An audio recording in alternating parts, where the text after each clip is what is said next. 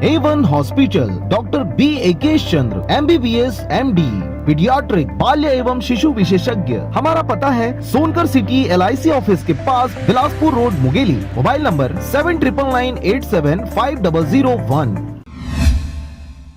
नमस्कार, आप देख रहे हैं आरजे रमझाझर और मैं हूं पुखराज सिंह। बस्तर क्षेत्र के सुकमा जिले में बार बार मसीहियों के साथ क्षेत्र के उपद्रवी गुंडों के द्वारा मारपीट की घटनाओं को अंजाम दिया जा रहा है। मौजूदा सरकार द्वारा इनकी सुरक्षा को लेकर कोई निर्णय नहीं लिए जाने से क्षेत्र के गुंडों के हौसले और भी बुलंद हो रहे हैं। देखिए रिपोर्ट।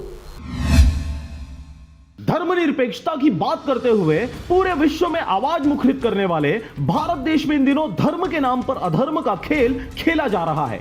पहले हिंदू मुस्लिम और अब प्रदेशों में स्थानीय जातियों के बीच मतभेद देखा जा रहा है। ऐसा ही कुछ देखने को मिला छत्तीसगढ़ के सुकमा जिले में, जहां पर अनुसूचित जनजाति के लोगों के साथ बहुतायत संख्या में ईसाई और ईसाई धर्म में कन्वर्ट हुए ईसाई रहते हैं। इन दिनों सुकमा क्षेत्र में मूल निवासी और ईसाइयों के बीच झूमा झटकी और मारपीट की घटनाएं मुखरित हो रही है। हाल ही में ईसाइयों के साथ कई बड़ी घटनाएं घटित हुई हैं, जिसको लेकर अब तक आरोपियों की पतासाजी जारी है। पर स्थानीय ईसाइयों की माने तो मारपीट जैसे हाफ मर्डर करने वाले आरोपी सड़कों पर खुलेआम घूमते दादागिरी करते नजर आते हैं। पुलिस हाथ पर हाथ धरे इनके संरक्षण का काम कर रही है।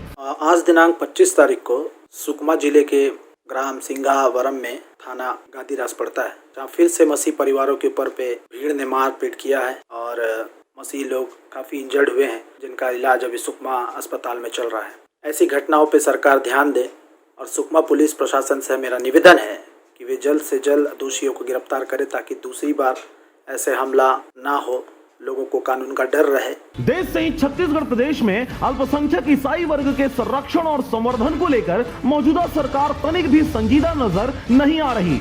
यही वजह है कि 25 नवंबर 2020 की रात्रि 2 बजे स्थानीय उपद्रवी लोगों के द्वारा गहरी नींद में सो रहे निहत्थे व बेगुनाह ईसाइयों के ऊपर ताबड़तोड़ जानलेवा हमला कर दिया गया। यह हमला मध्यरात्रि व अंधेरे को ध्यान में रखते हुए पूरे प्लानिंग से किया गया था, जिसकी वजह से 15 से 20 ईसाइयों को गंभीर चोटें आई और कईयों की स्थिति नाजुक बनी हुई है। आनंद फानंद में ग्रामीणों द्वारा नजदीकी स्वास्थ्य केंद्र में भर्ती कराया गया और बाद में इन्हें जिला अस्पताल सुकमा में रिफर कर दिया गया। थाने में इस घटना की शिकायत की गई, परंतु अभी तक आरोपियों को पकड़ने में पुलिस कामयाब नहीं हुई है। सुकमा के ईसाइयों की माने तो यहाँ के उपद्रवी लोग ईसाइयों को यहाँ से भगाने के लिए आए दिन सरेआम जानलेवा हमला करते रहते हैं, जिससे कई ईसाइयों की जानें तक जा चुकी है। इस घटना व क्षेत्रीय मानसिकता को लेकर थाने में कई दफा रिपोर्ट दर्ज कराई गई, परंतु अभी तक इसे संजीदगी से न लेते हुए किसी भी प्रकार की कोई सुरक्षा व्यवस्था ईसाइयों को लेकर शासन प्रशासन द्वारा